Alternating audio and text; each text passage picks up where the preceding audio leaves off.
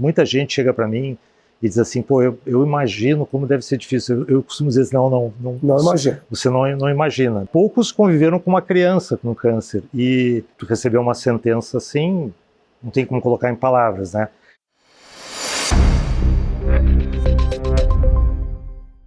Olá a todos, estamos aqui mais um capítulo de Business of Life, com um convidado muito querido, muito especial, que é o Fernando Goldstein, que vai conversar com a gente um pouquinho, não só sobre a vida empresarial dele, mas sobre uma história, eu acho que importante da gente ouvir e que dá um sentido muito especial a esse nosso encontro. Esse encontro está acontecendo aqui, como vocês estão vendo, aqui no estúdio da Magalu.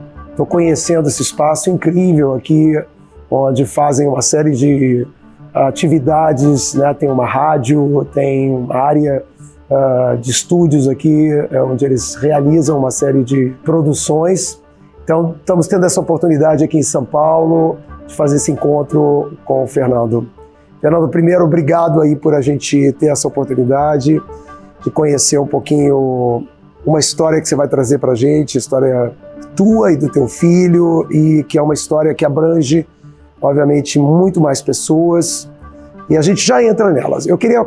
Como eu sou gaúcho, a gente até tem um parentesco, eu cresci lá no Rio Grande do Sul, né? A Goldstein era uma empresa assim, muito conhecida, que tinha, né, era a grande empresa, pelo menos era a percepção que eu tinha, era a grande empresa de construção que tinha no Rio Grande do Sul, e depois há uma fusão com a Cyrela. Te pedi para contar um pouquinho sobre a história da empresa e a tua participação empresarial. Perfeito. Bom, Newton, em primeiro lugar, é uma honra estar aqui. Muito obrigado por me receber. Eu, como tu disseste, eu sou de Porto Alegre, né? Meu avô, que tu conheceu, né? Ele veio da Polônia, fugiu da guerra e ele veio para o Brasil. E ele entrou na indústria de confecção, né? Ele fazia coisas ligadas à costura lá na Polônia e tal.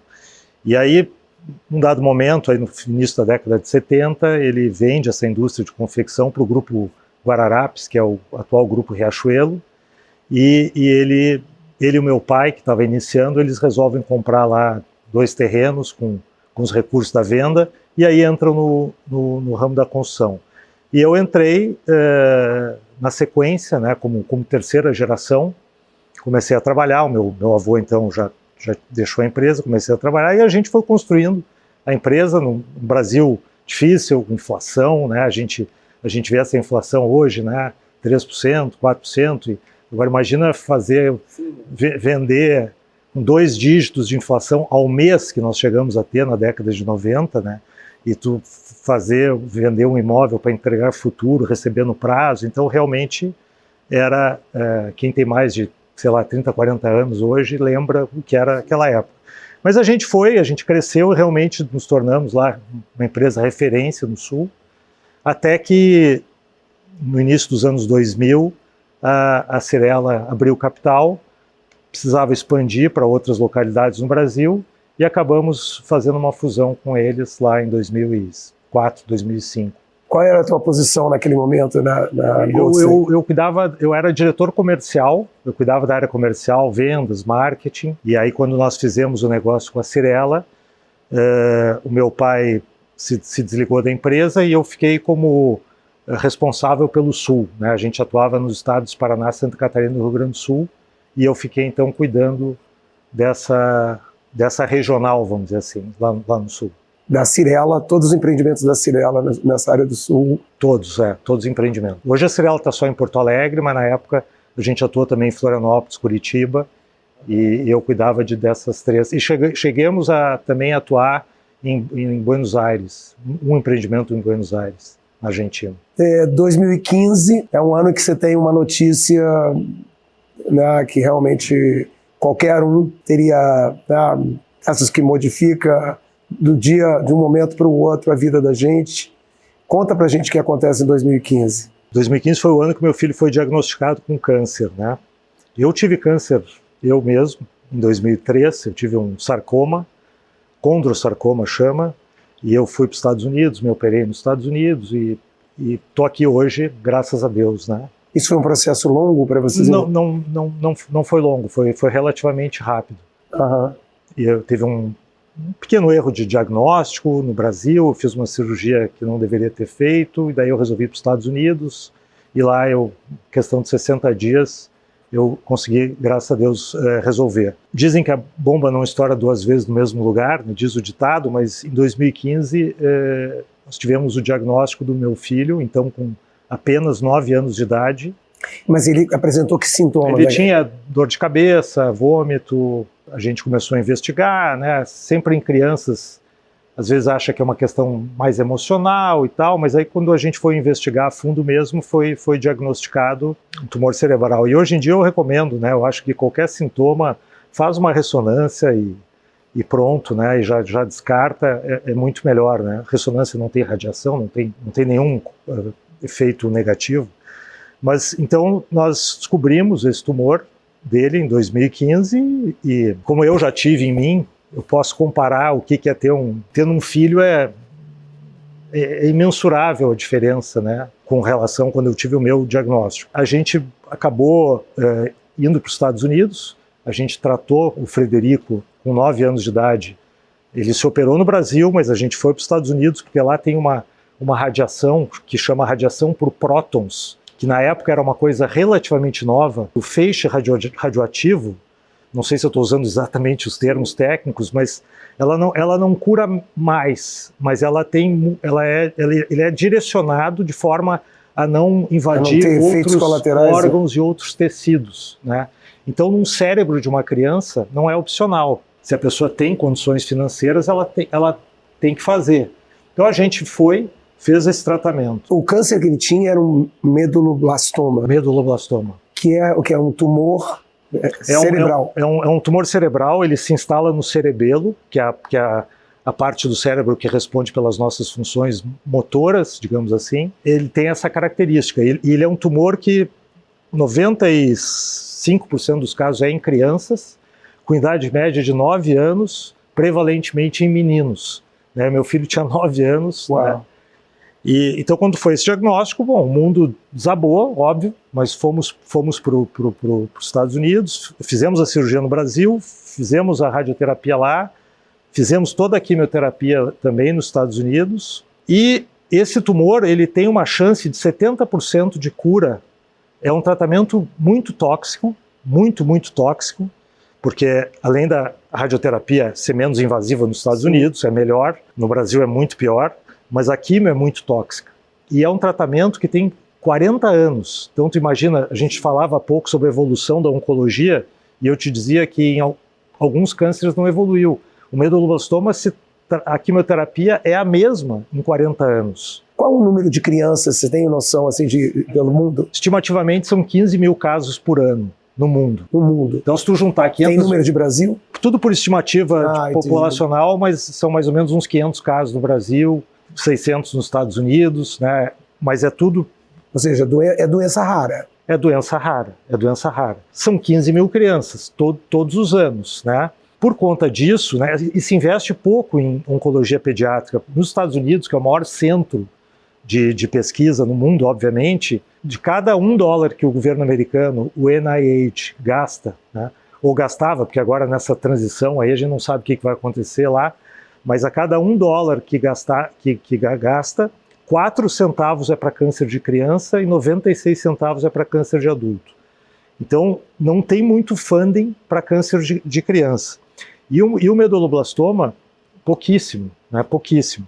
Como eu falava antes, 70% de chance de cura. Bom, 70%, vamos ficar no 70%, sim, a torcida. Só que se o câncer voltar, significa que tu ficou nos 30%, e significa que a criança vai morrer. Vai morrer, não tem o que fazer. Infelizmente, 3 anos depois, a gente vai nos Estados Unidos para fazer uma não tinha mais sintoma nenhum? Não tinha mais sintoma nenhum e apareceu de novo uma coisa mínima, que significa que o câncer não foi eliminado. Se o câncer não foi eliminado, significa que ele recidivou, né? Ele voltou. Sim. E se ele voltou, é uma sentença de morte. Inclusive, é muito difícil para mim falar isso, mas os médicos nos Estados Unidos, em Boston, né, disseram que a gente voltasse para o Brasil. Os médicos americanos são muito diretos.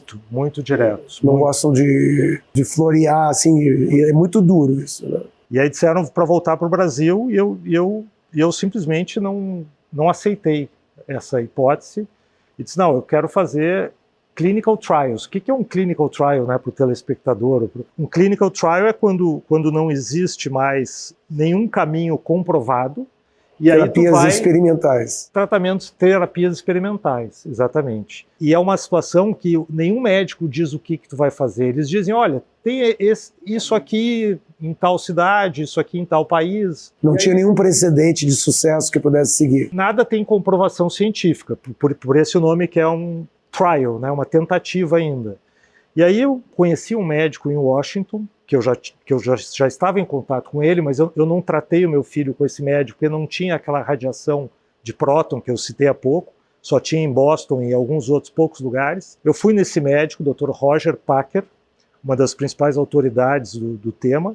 Disse, Dr. Packer, o que eu faço? E ele teve uma postura diferente, ele não me deu um cardápio, ele disse, não, eu acho que tu tens que fazer este tratamento e este tratamento. 2 experimentais. Mas ele era um especialista nesse tipo de Não nesse tipo de tumor, ele é um especialista nessa área neurológica e oncológica em crianças. Ele é de um hospital chamado Children's National Hospital de Washington. Ele disse então para mim, tu tem que fazer esse tratamento aqui em Nova York, depois tu tem que fazer esse tratamento em Washington. E eu fui, como eu falei, eu fui fazer essa revisão em Boston e tive esse diagnóstico que o câncer voltou. Eu tinha ido com a minha família para ficar uma semana em Boston. Terminei ficando 7 meses nos Estados Unidos, fizemos o tratamento em Nova York, voltamos para o Brasil, aí deu a pandemia, o Frederico disse, papai, eu não quero, eu já morei em Boston 1 ano, já morei em Nova York 6, 7 meses, eu não quero morar em Washington. Aí eu disse, tudo bem, nós não vamos morar em Washington. Durante a pandemia, eu e ele, nós dois, fomos 18 vezes a Washington para fazer o tratamento. Fizemos o tratamento, os 2 tratamentos. Infelizmente, em 22, o tumor voltou. Significa que, então, os trials não funcionaram. As terapias experimentais Sim. não funcionaram. Só que antes de eu ter esse resultado de 22, que voltou o tumor, então, pela segunda vez, né, porque teve o diagnóstico em 2015, 2019 voltou a primeira vez, 2022 voltou a segunda vez. Em 2021, eu procurei o Dr. Packer e disse, Dr. Packer, eu não sei se esses tratamentos experimentais vão funcionar, como acabaram não funcionando, mas eu quero fazer a medicina, eu quero fazer alguma coisa para a medicina andar, para salvar o meu filho. E foi aí que eu fiz uma primeira doação, eu lancei esse desafio para ele, que a gente tentasse achar alguma solução rápida, e eu fiz uma doação, e ele articulou alguns laboratórios nos Estados Unidos, no Canadá, e eu fiquei muito impressionado com... Qual a atitude que ele teve? Porque eu acompanhei 2 situações, uma da Débora Coker, o neto da Débora, que não era nada dessa área oncológica, mas era uma doença também rara, que é o grande problema, porque acabam os governos, as fundações não colocam dinheiro para pesquisa, a não ser que sejam volumes muito grandes, etc. E tem também os interesses, obviamente, da indústria farmacêutica e tudo mais. Eu lembro que a Débora também estava fazendo uma série de terapias experimentais e tudo mais, e se engajou num projeto que era um projeto realmente de pesquisa, com engenharia genética, coisas novas que existem. Mas ela teve muita dificuldade, porque são valores muito grandes, tinham que vir de doações privadas, porque não tinha esse tipo de incentivo. Mas qual foi a atitude que ele teve? Ele teve uma atitude porque um outro caminho é, às vezes, você usar uma série de terapias que interagem, que tentam fazer alguma coisa que é experimental, porque elas não só usam, digamos assim, das coisas convencionais, mas põem vários outros, digamos, especialistas que tentam formar ali uma equipe. Qual foi essa atitude que ele tomou? Existia algum caminho científico já aberto? Então ele juntou esses laboratórios, foram 4, eu fiquei muito impressionado com o que ele fez, com a minha primeira doação, e aí eu resolvi fazer algo maior e resolvi buscar recursos. E aí eu criei o MBI, que é o Medulloblastoma Initiative, e comecei a arrecadar. O que é o MBI hoje, que na realidade o que ele fez lá inicialmente agora é a mesma coisa, só que está mais expandido, né? Hoje são 14 instituições, 11 nos Estados Unidos, 2 no Canadá e 1 na Alemanha. Ele juntou os melhores especialistas do mundo, literalmente, então vamos dizer assim, o primeiro e o segundo pesquisadores que mais publicaram artigos sobre medulloblastoma estão no nosso grupo. Pegou os principais e aqueles que toparam fazer o seguinte: vocês vão ter funding, só que vocês têm que fazer o seguinte: não tem trabalho duplicado, não tem silo, todo mundo cada um tem uma peça do quebra-cabeça, do puzzle, como dizem os americanos, cada um tem uma peça do quebra-cabeça e nós temos que trabalhar em conjunto rápido, né? Então, por exemplo, seja alguns laboratórios estão estudando imunoterapia, outros laboratórios estão estudando fármacos que podem atuar contra aquelas características daquele tumor, outro laboratório está desenvolvendo o que eles chamam de linha celular, que é eles estão fazendo o tumor crescer nos ratos para que possam esses quimioterápicos ser testados nos animais. Esse tumor que o Frederico tem, que é o medulloblastoma grupo 4, que é 50% dos medulloblastomas, ele não é estudado. Por que ele não é estudado? Porque não consegue fazer o tumor crescer nos ratos. O nosso grupo conseguiu pela primeira vez fazer uma linha celular para fazer o tumor crescer e aí poder testar as medicações. Então, o Dr. Packer, com a senioridade dele e a genialidade dele, ele conseguiu, e o desprendimento, porque tem um ou outro laboratório importante que não entrou no grupo, porque aquele laboratório ele tem o foco em publicar, ele não quer dividir, né? E a gente aqui, para receber esse funding, tem que dividir, né? Não tem que se preocupar com o coletivo. Então, acabou que isso é um modelo novo, que eu não sabia, mas quando eu começo a ir para os Estados Unidos, eu vou muito para os Estados Unidos, atrás de, principalmente, recursos, o pessoal começa a me dizer lá que é novo. Não, isso não é novo. Como é novo? E realmente, tu ter uma entidade, no caso, a nossa entidade, financiando um grupo que se predispõe a trabalhar com essas características que eu citei há pouco, é novo. Tanto é novo que a gente apresentou, eu sou ex-aluno do MIT, do Massachusetts Institute of Technology, né? Eu sou ex-aluno, fiz um MBA lá, e eles me convidaram para apresentar o projeto lá faz 1 ano e pouco. Eu apresentei para um auditório grande, era o nosso caso e mais 2 apresentações que tinha, e recentemente eles fizeram um artigo que nos deixou assim muito felizes, porque fala que o MBI é um novo modelo e que pode ser replicado para outras doenças também. Então é isso, esse é o nosso...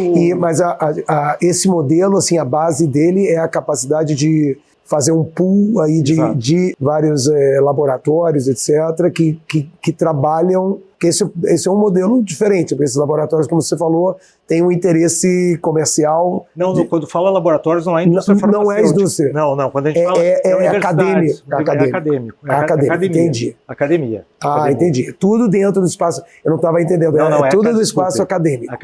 Academia, e é tudo, o Dr. Packer, ele tem o livre-arbítrio e por isso a velocidade, porque eu disse para ele o seguinte: tem que ser rápido, porque eu tenho a oportunidade de, uma vez por ano, eu vou a Washington, já foi 3 vezes, que todos esses cientistas, são 25 cientistas ou 26. Tem brasileiro? Não tem brasileiro. Não tem brasileiro. Tem um brasileiro, que é o Dr. Sidney Appelman, que ele é do Tuca, aqui de São Paulo, e do Santa Marcelina, ele é um neuro-oncologista pediátrico, dos poucos que tem no Brasil. Ele acompanha, porque ele tem uma ligação com o Dr. Packer, mas não tem nenhuma instituição brasileira oficialmente, ainda, né? Não, porque a gente pegou instituições de ponta e que já tinham toda aquela infraestrutura instalada, então a gente não precisou montar nada, a gente entrou com os recursos para aplicar em cima da estrutura de pessoas e laboratórios que já existia, né? O Frederico começou a ser tratado por esse grupo de estudiosos, ou eles tratavam de criar um caminho que depois aplicaram para ele? Na realidade, o projeto, que eu costumo dizer, que eu fui num jantar, às vezes que eu perdi o gancho, eu disse para os cientistas o seguinte: vocês estão acostumados, eu disse para eles, a receber dinheiro de famílias. E aí é um outro diferencial do nosso projeto. A maioria dessas famílias, elas fazem isso como uma homenagem a um ente que se foi. Uhum. Aqui é diferente. Eu quero achar a cura agora. Não adianta achar a cura daqui a... Quer dizer, não adianta não, mas claro. Eu não quero achar a cura daqui a 10 anos, né? Então, isso também, Newton, esse senso de urgência deu uma dinâmica. Por exemplo, o próprio Dr. Packer, quando vinha os relatórios, um detalhe, né? Vinha assim, olha, nós vamos, os milestones, que são as etapas. As metas. Olha, isso aqui é de 6 a 9 meses. Beleza. Aí passava 3 meses, vinha de novo o relatório do cientista de 6 a 9 meses. Eu digo, opa, não. Não, vamos botar, disse o Dr. Packer, vamos botar a data. Né? Porque o cientista tem que olhar a data, senão ele passou 3 meses, ele vem de novo com 6 a 9 meses. Então, esse senso de urgência que a gente coloca, ele está na receita da coisa, entendeu? Da velocidade. E aconteceu que em 2 anos e meio, inédito, nós aprovamos 2 terapias experimentais no FDA, que é o Federal and Drug Administration, que é a nossa Anvisa. Nós aprovamos 2 tratamentos novos. Uma é uma vacina de RNA, que tem coisas semelhantes à da Covid, e outra é uma imunoterapia. Então, com esse grupo, com essa dinâmica, a gente também... Mas essa vacina é preventiva? Ou ela não é preventiva. Ela tem uma função terapêutica. Talvez eles chamam de vacina, mas ela é terapêutica para a criança que já tem a doença. Então, um desses 2 protocolos já está começando agora, é bastante burocrático isso, mas devem até ter iniciado o recrutamento das primeiras crianças. A gente não sabe se vai dar certo, por isso é uma terapia experimental, né? Mas hoje tem 2 tratamentos específicos para meduloblastoma grupo 4 que não existia, né? E tem 2 outros, talvez até 3 terapias experimentais que nós estamos submetendo ao FDA no próximo ano. Mas no caso específico do Frederico, então sim. O Frederico ele começou esse benefício? Não, o Frederico ele operou em 2022 e ele está fazendo um tratamento, de manutenção, que não tem a intenção, não é possível curar. Passou 3 anos e o tumor não voltou. Tá? Então assim, a gente começa a ter um pouco de esperança, quem sabe esse tumor não vai voltar. Mas não é esse infelizmente não é esse o comportamento. O comportamento é de volta, né? Então, e assim, Newton, eu tenho contato direto com umas 70 famílias no mundo, dos lugares mais prosaicos que puder imaginar. O Irã, por exemplo, famílias que algumas já perderam, outras estão na luta, pessoas que têm filhos com meduloblastoma recidivante, que sabem que não tem o que fazer, que é uma questão de tempo. Então eles entram em contato, olha, eu quero saber e tal. Obviamente que eu não dou nenhuma orientação médica, não tenho Sim. competência, mas eu conto a minha história pessoal, eu falo o que o Frederico fez e digo que, olha, nós estamos trabalhando, convido a pessoa para se engajar. Mas esses 2 protocolos que foram aprovados, eles já estão sendo, essas pessoas têm acesso? Elas terão. Eles estão começando a recrutar as crianças. Claro que aí tem todos os requisitos, né, para tu entrar num protocolo desse. Então, tu tem que ter uma série de requisitos físicos, né, e do exame de sangue, etc. Mas em tese, as crianças que têm meduloblastoma recidivante grupo 4 vão poder ser...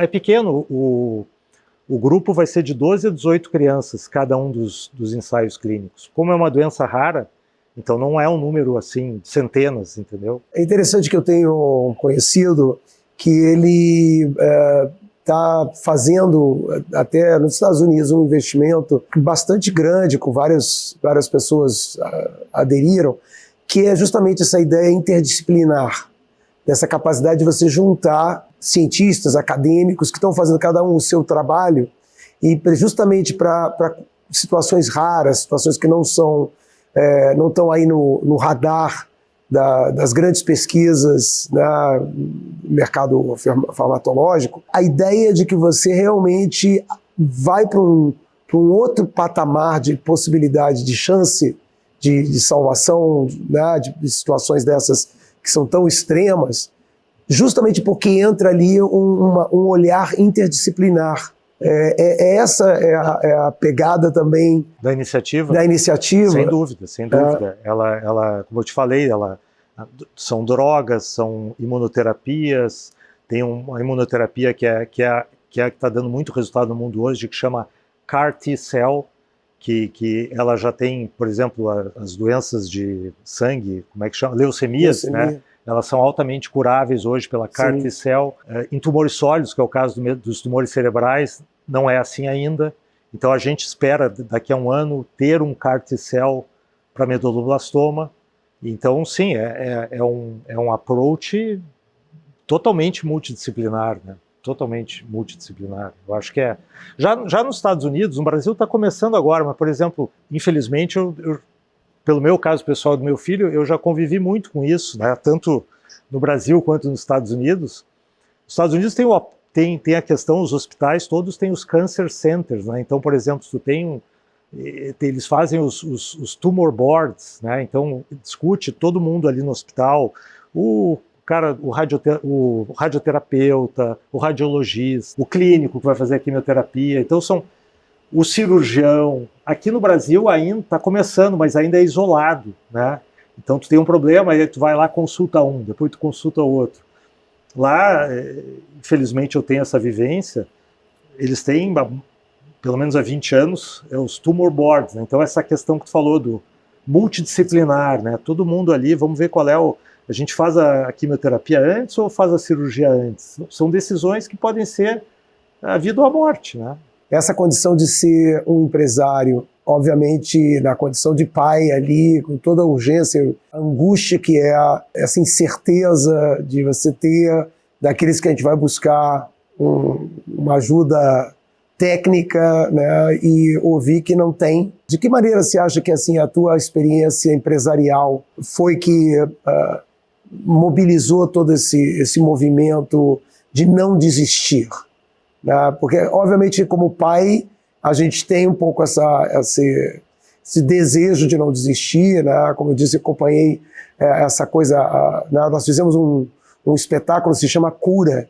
Eu fiz a dramaturgia desse trabalho com a Débora Coker, e onde a Débora ela não conseguia aceitar a ideia de que uma coisa não tem cura.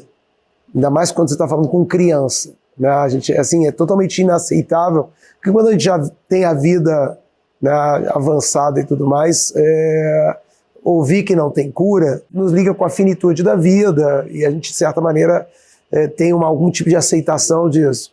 Mas quando é uma criança, a gente fica revoltado, literalmente. Então, ela não aceitava. E todo o espetáculo é a cura do que não tem cura. Que é um pouco esse olhar que eu acho que você teve, de ouvir uma coisa que dizia não tem cura, que é uma realidade científica do momento, mas, vamos curar o que não tem cura. Então, me fala um pouquinho desse movimento, nessas noites em que você ficou com esse lugar angustiante de ter essa resposta científica, e quando você tem esse insight de que você vai botar em uso o teu potencial como uma pessoa de negócios, etc., e transformar isso numa entidade, em algo que tem uma praticidade. Primeiro tu falou assim que tu não consegue nem imaginar, e de fato, né, quando muita gente chega para mim e diz assim, pô, eu imagino como deve ser difícil. Eu costumo dizer assim, não imagina. Você não imagina, né?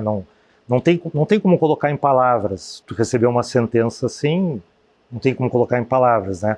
E hoje em dia, dada a longevidade das pessoas, todo mundo já conviveu ou convive com alguém que tem câncer, né? Hoje em dia, com a idade média, agora poucos conviveram com uma criança com câncer, e é inexplicável, né? Uma criança que tem 9 anos, quer dizer, ela tem 80 anos pela frente, né? E ver aquilo, e não que o adulto que tenha câncer tenha alguma responsabilidade pelo câncer dele. Sim, claro. Mas a criança nunca fumou, nunca bebeu, não se alimentou mal, pelo menos não deu tempo para alimentação, então quer dizer, é realmente uma situação do acaso, não é hereditário, então realmente é muito difícil, né? E essas noites de sono, elas não terminam nunca, né, na realidade, porque, como disse um amigo, tu está num bombardeio, não quero fazer nenhuma alusão às situações de guerra atuais, nem nada, mas tu vai te esconder lá, vai passar alguns dias, aquele bombardeio vai passar. Agora, essa situação, ela não passa. Tu acorda dorme anos, né, com essa situação. Então, ela é muito... Mas voltando à tua pergunta, eu acho assim, em primeiro lugar, eu acho que tem uma coisa que é minha, pessoal, eu disse, eu não vou desistir. Eu não vou desistir enquanto eu não mover o mundo, né?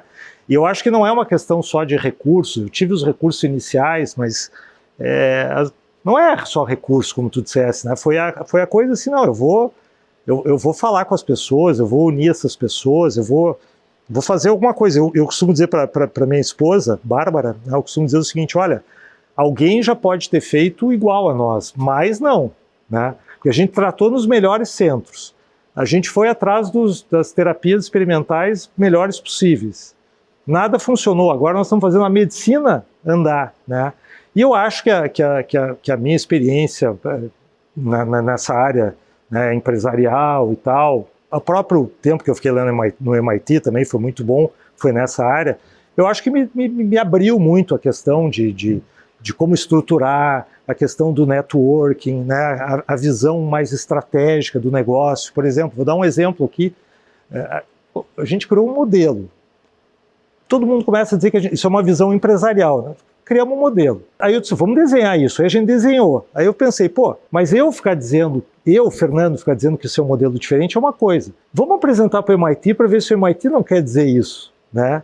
E aí a gente apresentou e eles escreveram um artigo. Então, sobre o MBI, então hoje eu chego para um candidato a doador, espero que a gente tenha vários aqui nos assistindo, e digo, olha, isso aqui é um modelo que nós criamos e não sou eu que estou dizendo, é o MIT que está dizendo, está aqui, né?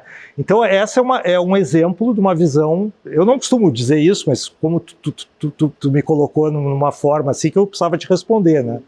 Eu acho que é uma visão, acho que a minha visão empresarial, ela ajuda nesse aspecto, entendeu? Com certeza. De estruturar isso de uma forma... E esse é um grande diferencial nosso hoje, né? Porque nós temos um modelo que, inclusive, o MIT está dizendo, e era o que eu pensava também, que ele pode ser replicado. Então, quando eu falo com um doador, eu digo, olha, não que seja pouco, né? Investir na cura de uma doença e tal, mas está investindo num modelo novo que vai ajudar a salvar outras... vai ajudar a achar cura para outras doenças também. Eu acho que também não só o modelo, mas as próprias pesquisas, elas vão avançando, sem algum momento elas acabam também refletindo, elas beneficiam outras. Não, sem dúvida. Mas sabe o que eu acho mais interessante? Tem um outro modelo, que não é exatamente o modelo, digamos assim, de uma iniciativa, que tem todo um projeto de como levar adiante ali as sequências que tem que acontecer para alguma coisa andar, que é muito a cabeça empresarial. Tem uma iniciativa aqui também tua, que eu acho que é um modelo, porque o Frederico não se beneficiou diretamente ainda. Não. Exato. Então você não estava fazendo uma coisa focada, porque às vezes você tem, e é totalmente compreensível, né, que as pessoas usem o recurso, tem pessoas que usem todos os recursos que têm. Se tem uma causa na vida, se você tem algum sonho de consumo na vida, é a saúde da sua família, dos seus filhos, etc. Então, mas as pessoas fazem esse investimento na situação específica que elas têm. Você tem um modelo aqui interessante, que é de você estar fazendo alguma coisa que é relacionado a esse, né, isso que chegou na vida de vocês, chegou na casa, na família de vocês, mas é um projeto modelo para poder oferecer possibilidades para esse tipo de doenças, que são inúmeras, né, que não tem recursos, que não vai ter interesse governamental ou de empresas, etc. E eu acho que isso é um modelo interessante também de doadores ou pessoas que doam, além de financeiramente, mas também do seu trabalho, entender o envolvimento que as pessoas têm que ter com isso. E que não é diretamente para o tratamento do seu filho. Isso, exato. Eu acho que isso é um modelo muito importante. Não, claro, eu espero que o Frederico nunca se beneficie disso, porque ele está sem o tumor há 3 anos. A nossa iniciativa é muito maior que o Frederico, né? se Deus quiser, ele nunca vai se beneficiar disso, né? Não vai precisar, né? Uma senhora lá nos Estados Unidos que infelizmente perdeu o filho para um outro tipo de tumor cerebral e ela se inspirou no nosso modelo, é o primeiro caso que eu sei, né?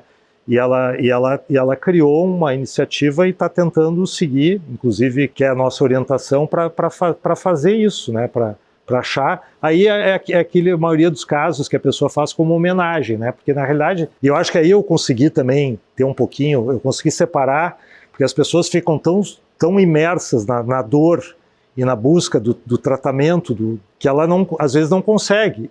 E como essa mãe, ela só vai pensar nisso depois que passou. Né? E eu não, eu resolvi, né, eu vou cuidar dele, mas ao mesmo tempo eu vou achar. E aí eu praticamente tive que largar a minha atividade, e hoje eu me dedico basicamente 90% do meu tempo ao MBI, né? Que realmente, para fazer um negócio sério, né, tu sabe melhor do que ninguém, tem que ter dedicação, né? Assim, eu acho que obviamente tem essa questão assim de vocês tiveram essa oportunidade pessoal, né, de poder oferecer para o Federico esse tratamento que nem no Brasil teria tido, e isso obviamente não é a situação de todo mundo. Claro. Eu acho que essas iniciativas, elas são muito importantes porque a gente só acorda, né, para o impacto que a gente pode ter, né, no mundo quando a gente é tocado. Isso não é só você, é todos. Né? Sim. O ser humano é assim, a gente ouve, isso tudo assim aconteceu com o outro, então você fica numa alienação blindada de que não aconteceu comigo, não vai acontecer comigo e tudo mais. Exato.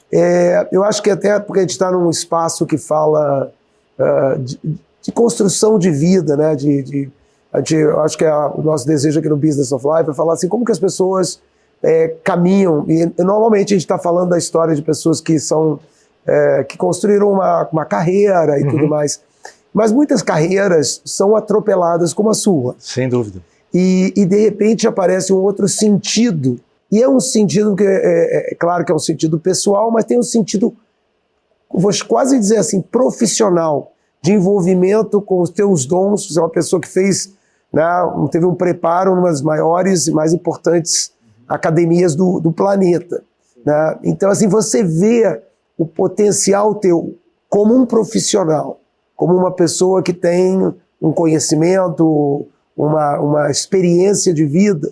Né? Como assim, profissionalmente, se eu puder usar essa palavra, que era uma palavra até melhor, sua, assim, de sentido assim, de alocação do sentido da tua vida para um projeto, como que isso te impacta? Foi muito boa essa tua pergunta, muito boa, porque eu acho que tem um ponto aí bem importante que tem que ser endereçado, né, que é a questão do propósito. Eu fui impactado, eu não era um filântropo, eu não era uma pessoa, eu fazia alguma filantropia, mas eu tocava a minha vida e tal, né, e por vicissitudes, né, por tudo isso que aconteceu, eu me dedico a esse projeto e isso mudou completamente a minha vida, né, eu por exemplo, uma característica minha, eu comecei eu nunca tinha escrito na minha vida, e eu comecei a escrever artigos. Então, nos últimos 3 ou 4 anos, eu publico na Zero Hora, na Exame, no Estadão, eu escrevo muitos artigos. Uma coisa que eu descobri, talvez por essa abertura, assim,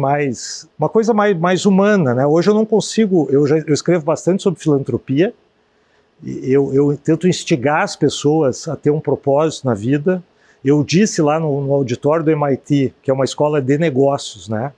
Na Sloan School of Management do MIT, eu disse, auditório lotado, eu terminei dizendo o seguinte: olha, nós estamos numa escola de negócios, mas eu quero dizer aqui que a vida não é só acumular ativos. Né?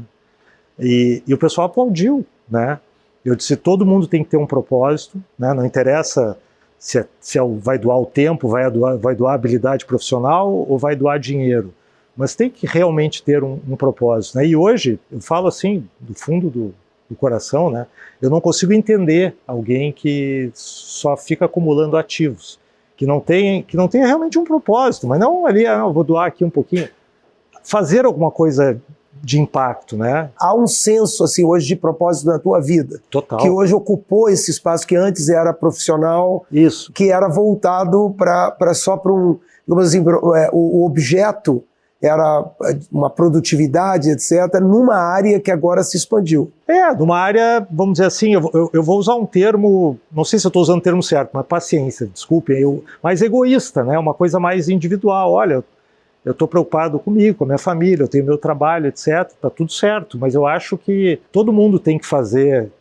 A gente usa muito a frase do Talmud nos nossos materiais, que é "Whoever saves a life saves the world entire", ou the entire world. Né? Quem salva uma vida, salva o mundo inteiro. Né? Então eu hoje realmente eu não consigo aceitar, não consigo entender alguém que não tenha um propósito. E eu era assim antes, né? Eu não... Porque você usou uma palavra que é muito interessante, que é ativo. E que a grande pergunta é se as pessoas, até porque no mundo dos negócios, ativo é a capacidade de você fazer alguma coisa, você ter alguma coisa que tem uma potência. Tá? Um ativo é uma coisa que tem uma potência. Sim. A gente morre de medo de que uma coisa que é ativa fique desativada, né? No sentido econômico mesmo, né? De um investimento. Sim. Então, assim, hoje você tem essa percepção de que, até porque riqueza, o próprio acúmulo, né, ele vem com uma responsabilidade, que normalmente a gente não é porque a gente...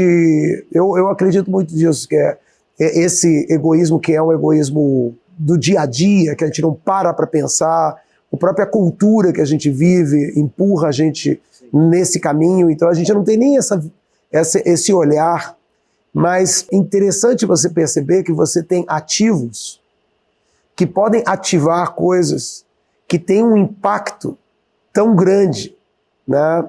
Eu acho que essa é uma mensagem muito importante, assim, de novo, sem entrar em qualquer espaço de moral, no sentido, né, mas muito importante como uma percepção de investimento pessoal. Exatamente, exatamente. Que cada um de nós deve fazer a sua parte para tornar o mundo um lugar melhor, né? Porque tem tanta desigualdade, tanto sofrimento. Então, de novo, eu não quero me tornar repetitivo, mas esse ativo, talvez esse ativo excedente, né? Ele precisa ser colocado para trabalhar, para ajudar, to heal the world, né, para ajudar a cicatrizar os sofrimentos dos outros, achar cura de doenças, etc. Isso para mim hoje é absolutamente... Eu acho que me cativou no desejo de fazer essa conversa aqui, era justamente essa ficha que cai, né, que obviamente vem de todo um estresse, um sofrimento enorme que ainda persiste, né, porque fica sempre esse temor, assim, né, e quando a gente vive esses momentos, são muito traumáticos, muito. Momentos aí que, como você falou, a gente não consegue nem imaginar, de momentos em que a gente está ali, literalmente à beira do desespero, porque não tem o que esperar, né, nesse sentido. Mas eu acho que me cativou muito essa percepção que você teve, né, que era além, né, de tudo que a gente aprende dessas experiências, que nos enriquecem também, né, no vínculo que a gente tem com a família, com os amigos, com todo mundo, mas de você ter querido traduzir isso em ação, em fazer algo e se mobilizar usando os teus ativos, tanto financeiros quanto também da tua capacitação aí, né, de gestor, né, de administração, porque eu acho que é isso que é o modelo que você está tentando apresentar e que o mundo científico às vezes não tem, né? O mundo científico às vezes vive, principalmente nas academias, né, vive assim sem esse conector de um gestor que consegue dizer, olha, dá para fazer coisas, né? Exato, exatamente. Eu queria enaltecer o Frederico, né? Porque o Frederico, que terminou a escola agora, Ele está com que idade? Está com 18. 18. Ou seja, ele está desde os 9 aos 18, 50% da vida dele, passando por tudo isso que ele passou, várias cirurgias, etc. Mas eu tenho certeza que o fato ele encara isso ele é muito determinado. Ele quer viver, ele quer se salvar, ele quer ir para frente. tem que fazer uma cirurgia, ele faz. Ele não se desespera. Ele é de uma força assim, impressionante, né? E eu acho que isto também, toda essa tenacidade dele, essa força dele, me estimula muito também, né? A fazer o que eu estou fazendo. Então eu quero dedicar também com certeza. Eu não fiz perguntas mais pessoais sobre ele e tudo mais, até porque é uma criança e tudo mais. Sim. Mas é importante você dizer isso. Eu tenho certeza que vocês se alimentam, tanto ele essa tenacidade, quanto ele saber que tem ali esse pai ativo, pensando soluções assim, que são fora da caixa e que são tão fundamentais. Repetindo que a gente está aqui nesse espaço da Magalu, que apoia a gente aqui no Business of Life, então é muito especial para a gente. E eles têm um projeto aqui muito bonito assim, de passar nessa construção aí que eu estou conhecendo hoje, que é muito incrível, de produção interna para os funcionários, né? Uma mensagem desses programas que a gente faz. E eu queria te pedir uma mensagem, eu acho que você deve ter inúmeras, mas se pudesse mandar uma mensagem assim da tua experiência, dessa construção aí, o que você deixaria para a gente? Eu acho que o principal legado que eu posso deixar aqui é que as pessoas tratem de descobrir essa não sei se a palavra é descobrir, mas despertar de como é importante ajudar ao próximo, né? Ajudar, como eu falei há pouco, ajudar a fazer um mundo melhor, pode ser o MBI, pode ser qualquer outra iniciativa séria, né? Que realmente vai trazer resultados bons. Eu acho que isso é a mensagem para o teu público. Eu acho que cada um reflita o quanto está contribuindo para fazer um mundo melhor, o quanto está mais focado só nas suas coisas, né? Eu acho que as pessoas têm que cada vez mais se preocupar com isso. É isso que eu procuro, assim, não só trabalhar para o MBI, mas trabalhar tentando ajudar nessa transformação. Desejar que o Frederico fique muito saudável, que ele possa sempre ter aí, Deus quiser, dessa experiência tão difícil, ter aí o mérito de, por conta da história dele, um monte de gente ser impactada positivamente. Super obrigado, Fernando. Eu que agradeço. Muito obrigado.